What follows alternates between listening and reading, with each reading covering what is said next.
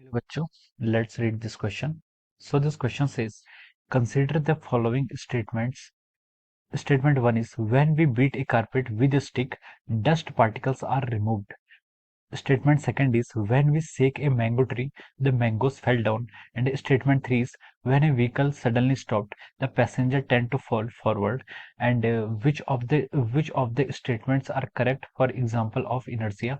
Option A, both first and second. Option B, both second and third. Option C, both first and third. Option D, first second and third. Okay, तो चलिए बच्चों, अब हम इस question को start करते हैं.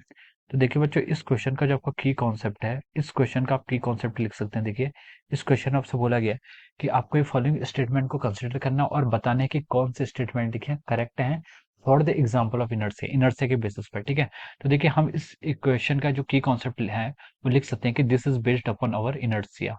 ठीक है, the key concept of this question is our inertia. तो देखिए बच्चों, इनर्शिया होता है क्या? इनर्शिया किसी भी बॉडी की प्रॉपर्टी होती है, या फिर किसी भी बॉडी या फिर किसी भी ऑब्जेक्ट की प्रॉपर्टी होती है. ठीक है, इनर्शिया का मतलब होता है कि अगर कोई ऑब्जेक्ट आपका रेस्ट पर है, ठीक है, तो वो रेस्ट पर ही रहना चाहता है. It will continue to be in its state of rest. और अगर कोई ऑब्जेक्ट आपका मूव कर रहा है तो it will continue to be in the state of motion. ठीक है, unless it is acted upon some external force. ठीक है, जब तक उसमें कोई एक्सटर्नल फोर्स ना लगे तब तक वो क्या करते हैं, अपनी स्टेट को मेंटेन करना चाहते हैं. ठीक है, तो इसे हम क्या बोलते हैं, इनर्शिया बोलते हैं. या फिर आप लिख सकते हैं कि inertia is defined as the resist to change, यानी कि रेसिस्टेंस फॉर चेंजिंग. ठीक है, चेंज होने के लिए जो रेजिस्टेंस होता है उसे हम क्या बोलते हैं, आपका इनर्शिया बोलते हैं. ओके, तो चलिए अब हम स्टेटमेंट वाइज शुरू करते हैं. देखिए, स्टेटमेंट वन में हमसे बोला गया है कि when we beat a carpet with a stick dust particle are removed. ठीक है, ये स्टेटमेंट क्या राइट है, रॉन्ग है? ये स्टेटमेंट आपका राइट है. क्यों राइट है? देखिए, जब हम क्या करते हैं, कारपेट को क्या करते हैं, हम बीट करते हैं, तो देखिए जो आपकी कारपेट है वो क्या रहती है, रेस्ट पर रहती है. लेकिन जब हम उसे सडनली क्या करते हैं, बीट करते हैं, तो कारपेट आपकी मोशन पर जाती है. और जो कारपेट में डस्ट पार्टिकल होते हैं वो क्या होते हैं, रेस्ट पर ही रहते हैं. ठीक है, जो कारपेट में आपके डस्ट पार्टिकल होते हैं वो क्या होते हैं, रेस्ट पर ही रहते हैं. ठीक है, तो इसके कारण क्या हो जाता है, यहाँ पर जो आपके डस्ट पार्टिकल होते हैं वो क्या हो जाते हैं, आपके रिमूव हो जाते हैं. डस्ट पार्टिकल क्या हो जाते हैं, आपके निकल जाते हैं. ठीक है, डस्ट पार्टिकल आपके कहते हैं रेस्ट पर ही रहते हैं.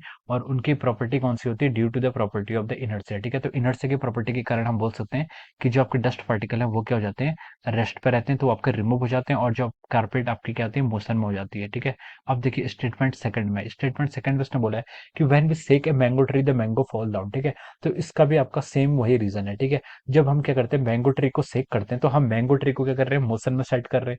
We are setting the mango tree in the motion.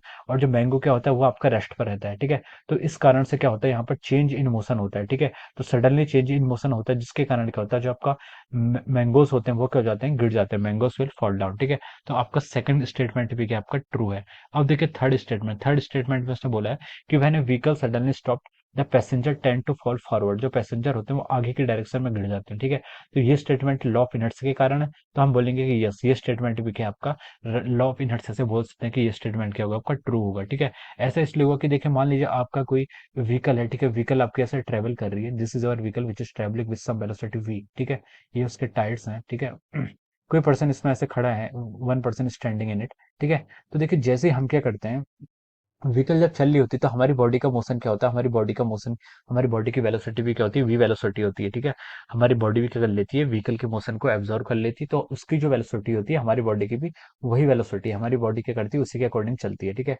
तो देखिए, लेकिन जब क्या करते हैं हम, ड्राइवर सडनली ब्रेक को अप्लाई करता है, तो हमारे जो फीट होते हैं, फीट क्या हो जाते हैं, बिल्कुल रेस्ट पर जाते हैं. फीट क्या हो जाते हैं, रेस्ट पर जाते हैं. लेकिन हमारी फॉरवर्ड बॉडी की, फॉरवर्ड जो अपर बॉडी होती है वो क्या करती है, मोशन में ही होती है. उसने उस गाड़ी के मोशन को क्या कर लिया होता है, इनहेरिट कर लिया होता है. तो उसकी वेलोसिटी वी आगे रहती है. और हमारे जो हमारे लोअर पोर्शन है उसकी वेलोसिटी कितनी हो जाती है, फीट की वेलोसिटी जीरो हो जाती है. तो उसके कारण हम एक आगे को सडन जर्क क्या करते हैं, फील करते हैं. ठीक है, इससे के कारण हम आगे को गिर जाते हैं. ठीक है, तो ये स्टेटमेंट भी आपका क्या राइट है.